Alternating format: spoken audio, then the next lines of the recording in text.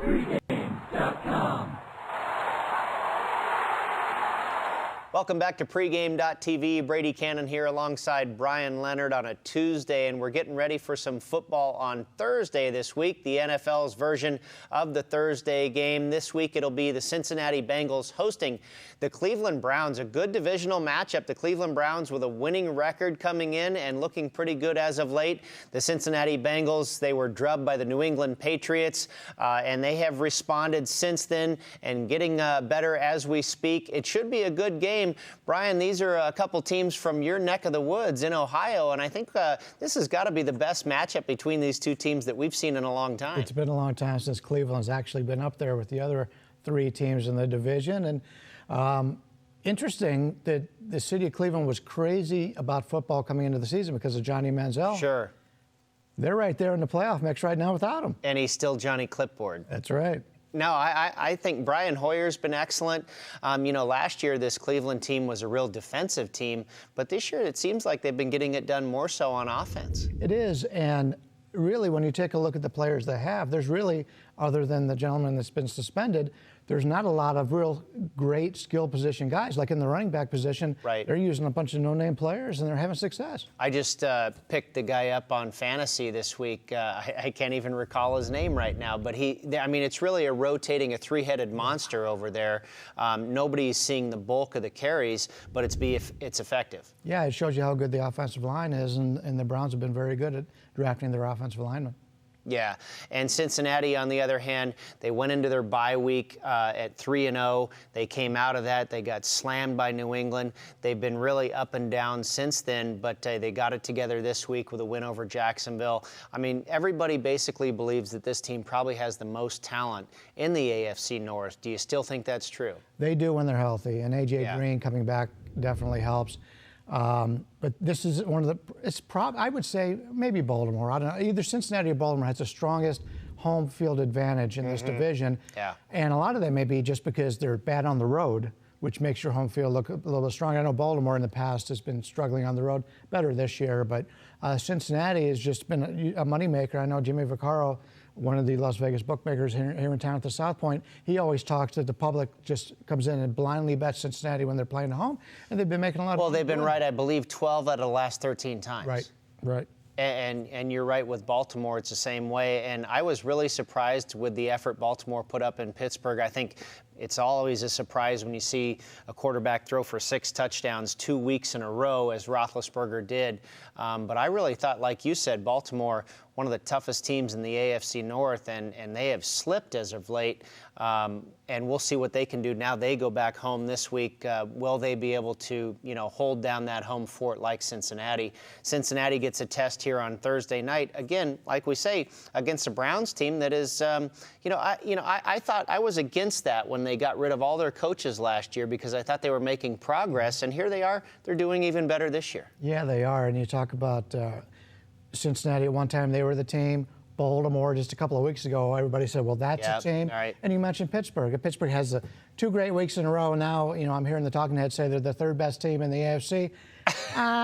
Maybe it's just me. I'm not buying into it because I remember how bad they looked right before that. Oh, sure. So the NFL is who's hot right now, and then everybody buys into it. And we see this thing every year.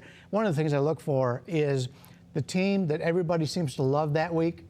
That's the time to go against them, and we may see that this week. Unfortunately, Pittsburgh's playing the Jets. Now, I don't know anybody that wants the Jets.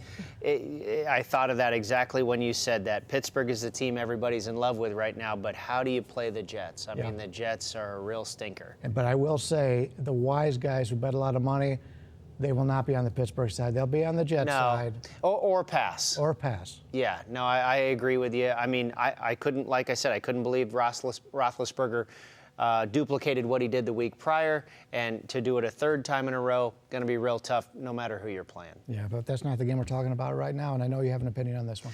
Yeah, you ready to make it official? Let's do it. taking a look at Thursday night football in the NFL, the Cleveland Browns visiting the Cincinnati Bengals. And we're going to take a look at the total here. Bryan and I talked a little bit about how these teams have struggled more on defense, and they both came into this season figuring that they would be good defensive teams. Cleveland off a very good defensive year last year. Cincinnati had all the talent on defense. They've had some injury on linebacker. But if you look at these teams, it's really their offenses that have been carrying them. Look at Cincinnati. They've lost 3 of the last 5 games against the spread since the bye week, and they've been outgained in 2 of those 5 games. Now, the offense hasn't been a problem. Since the New England game, they've scored 37, 27, and 33 in 3 of the 4 games. If you go over and look at Cleveland, the Browns, despite going 4-1 straight up since the bye, they've been outgained by Oakland, Jacksonville, and Tampa Bay. Where is the defense on these teams? And since the bye week, no problem on offense. They've scored 29, 31, 23, and 22 in 4 out of the 5 weeks.